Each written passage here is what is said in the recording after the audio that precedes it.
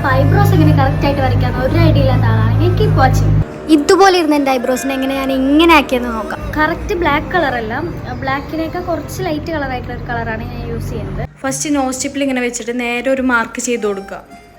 എന്നിട്ട് ഇതേ same position keep ചെയ്തിട്ട് മിഡിൽ ഒരു മാർക്ക് ചെയ്ത് കൊടുക്കുക. എന്നിട്ട് ഇനി ഐലിഡിന് താഴെയായിട്ട് ഒരു മാർക്ക് കൂടെ ചെയ്ത് കൊടുക്കാം. അപ്പോൾ നമ്മൾ 3 മാർക്കാണ് ചെയ്ത് കൊടുത്തിരിക്കുന്നത്, സ്റ്റാർട്ടിങ്, കർവ്, എൻഡ്.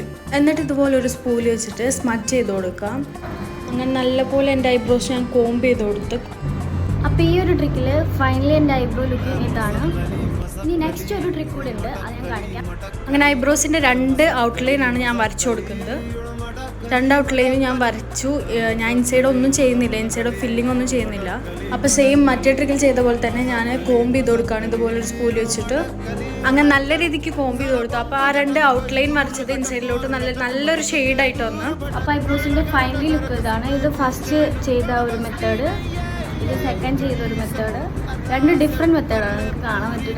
രണ്ട് ഐബ്രോസും ഡിഫറെൻ്റ് ആണ്. ഈ രണ്ടിൽ ഏത് ഹെയർ കളർ നിങ്ങൾക്ക് ഇഷ്ടപ്പെട്ടതെന്ന് കമൻറ്റ് ചെയ്യുക. അപ്പോൾ ബൈ.